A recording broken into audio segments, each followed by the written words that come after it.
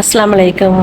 நான் ஃப்ரீயாக இருக்கிற டயத்தில் நமக்கு சமைக்கிறதுக்கு ஈஸியாக இருக்கக்கூடிய வேலைகள் என்னெல்லாம் இருக்குமோ அதுக்கு உண்டான பவுட்ரு எல்லாம் ரெடி பண்ணிடுவேன். இது வந்து நான் வந்து ஃபஸ்ட்டு ஃப்ளெக்ஸீடு தான் நான் வறுத்துக்கிட்டு இருக்கேன். இது எதுக்கு வறுத்து இதை பவுட்ரு பண்ணி நம்ம வச்சுக்கிட்டோம்னா நமக்கு சப்பாத்தி இல்லை கோதுமை தோசை இதெல்லாம் சுடும்போது இதில் ஒரு டீஸ்பூன் ஒன்றா எடுத்து போட்டு நம்ம சுடலாம். சப்பாத்தி மாவு பிசையும் போதும் இதை ஒரு டீஸ்பூன் எடுத்து நம்ம பிசைஞ்சு சாப்பிட்டுக்கலாம். நல்ல உடம்புக்கு ரொம்பவுமே ஹெல்த்தியானது கூட இது. அதுக்கப்புறம் அது ஆறட்டும். ஒரு இதில் ரெண்டாவது என்னன்னா, நான் சீரகத்தை எடுத்து நான் எப்பொழுதுமே நான் கழுவிட்டு தண்ணி வடிய வச்சுட்டு தான் நான் திருப்பி வறுப்பேன். அது வறுக்கும்போது தீ வந்து மீடியத்தில் வச்சுக்கிடுங்க, ஃப்ளேம் வந்தில். ஏன்னா டக்குன்னு கறியிடக்கூடாது. அப்புறம் இப்போ ஃப்ளெக்ஸீடு ஃபஸ்ட்டு ஆறுனது இது திரிச்சாச்சு. இது திரிச்சதுக்கு அப்புறமே அதுக்குள்ளே நமக்கு சீரகமும் ஆறி இருக்கும்.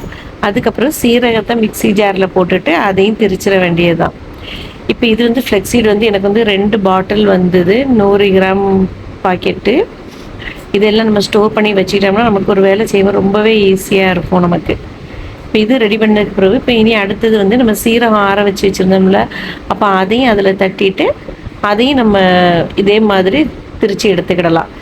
அது ஆறந்த திரிக்கிறதுக்குள்ள நம்ம இங்கே மிளகு, அதுக்கப்புறவு மிளகையும் நான் அதே மாதிரி கழுவிட்டு தண்ணி வடிய வச்சு வச்சுருந்தேன். திருப்பி அதையும் அதில் போட்டுட்டு அதையும் வறுக்கேன். எல்லாமே ட்ரை ரோஸ்ட் தான் பண்ணுதேன். எண்ணெய் ஊற்றி எதுவுமே நீங்கள் வறுக்க வேண்டாம். நீங்கள் அந்த எண்ணெய் எல்லாமலேயே வறுத்தா போதும். நான் இப்போ அப்படி தான் வறுத்துருக்கேன். ஏன்னா இதெல்லாம் கொஞ்சம் சூடாக வறுத்து எடுத்து நம்ம பொடிக்கும்போது பவுட்ரு பண்ணும்போது நமக்கு நல்ல சாஃப்டாக இருக்கும் அந்த பவுட்ரு. சும்மா பச்சையாக நீங்கள் பவுட்ரு பண்ணுறதுக்கும் லேசாக வறுத்துக்கிட்டு பவுட்ரு பண்ணுறதுக்கும் ரெண்டு வித்தியாசமாக இருக்கும். அதனால தான் நான் லேசாக வறுத்துக்கிட்டு எல்லாமே செய்கிறது. சீரகம், மிளகு, ஃப்ளெக்ஸீடு இது எல்லாமே நான் வறுத்துட்டு தான் செய்கிறது. அதே மாதிரி முழு கொத்தமல்லியும் நான் அதே போல் தான் நான் வறுத்துக்கிட்டு தான் நான் பவுட்ரு பண்ணுவேன்.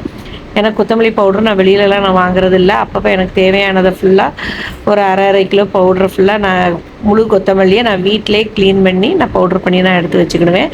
இப்போ தான் போன வாரம் தான் அது பவுட்ரு பண்ணுது. அதனால் என்னால் அது எடுக்க முடியலை.